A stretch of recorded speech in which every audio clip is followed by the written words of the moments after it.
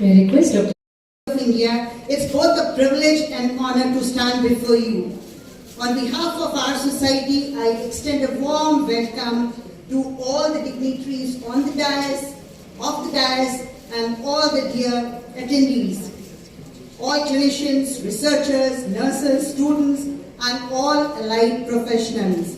We are all united by one purpose, to improve kidney health and patient care across our nation. We all belong to WIN Society. WIN was born in 2022.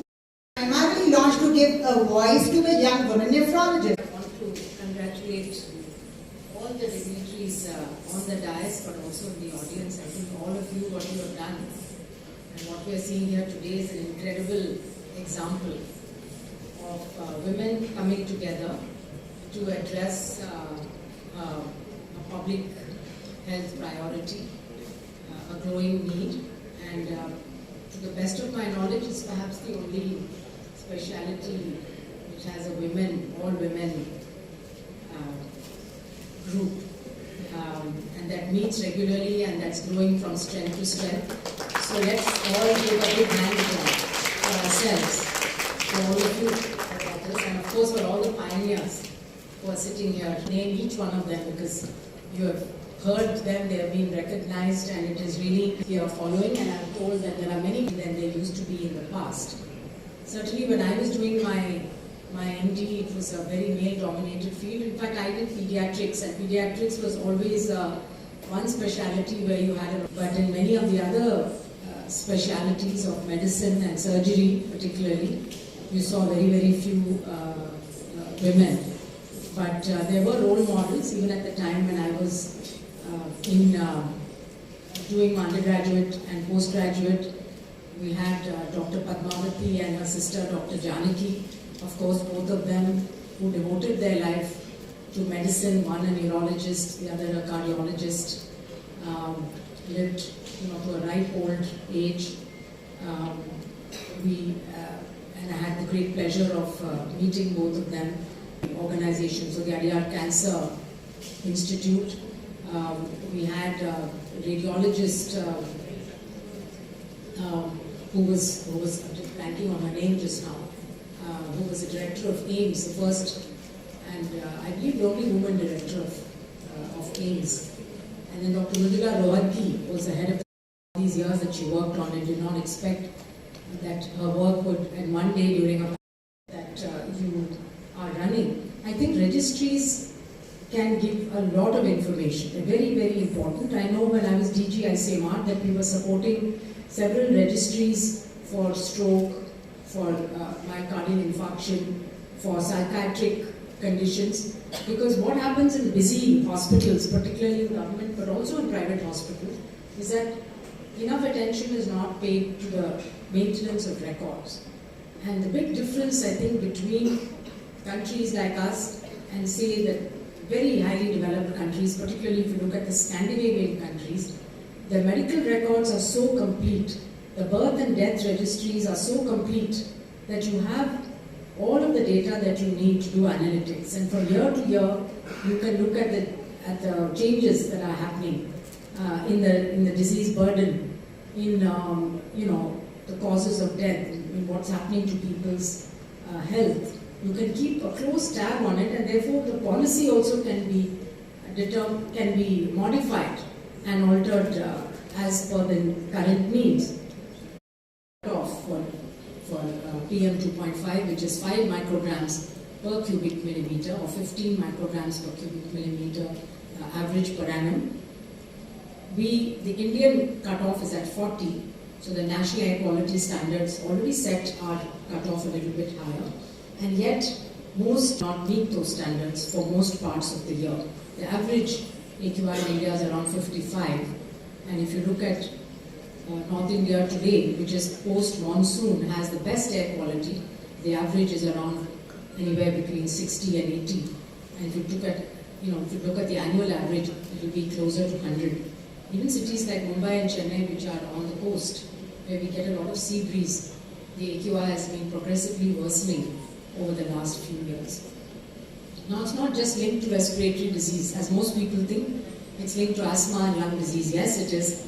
It is also very much responsible, I believe, for the increase in diabetes, in cardiovascular disease, in general inflammatory and metabolic diseases, in brain diseases, degenerative diseases, and it also unfortunately has a very bad impact on child growth, brain growth, so the cognitive development of children. And of course, all of these risk factors are always worse in the poorer socioeconomic groups because they don't have the means to improve their own air quality like some of us can put air purifiers in our homes. Not everybody can do that. Indoor air pollution is a very big problem, and the fact is, and many people don't know, that household air pollution, because of biomass burning, still contributes over 40% to the overall air pollution in India, and particularly in the central and above the central and northern India. So if you look at the sub-Himalayan plain, Indo-Gangetic plain, which stretches all the way from Rajasthan in the west to Orissa, Bengal in the east, and also Nepal, Bangladesh, we see that air quality there, a lot of it is contributed through biomass burning. And the simple solution for that is to provide clean cooking fuel to women and on health. There are many areas like this where you could look at trade-offs and you could look at synergies. I believe that this is one of them, improving access to clean cooking fuel for women. It will result in health impacts, I think, which can be seen very quickly, including on all of the metabolic diseases that all of us are seeing. I'm sure all of you see in your day-to-day practice the impact of increased diabetes and hypertension on kidney disease, and that's when the patient comes to you. So we were just talking a little bit earlier about prevention versus management. And as doctors, we are trained to treat people who come to us sick. I think very little of our medical education is focused on prevention or health promotion. At least I didn't pay much attention, I wasn't, but maybe it's changed now. But I believe that our medical curriculums don't have enough, our practical experience doesn't have. When we do our internship, how much do we know about, are we taught about prevention, or how much do we actually learn? And our health outlays, if you look at the budget for health, how much of it goes to prevention?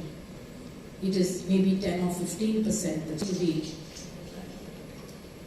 the overall,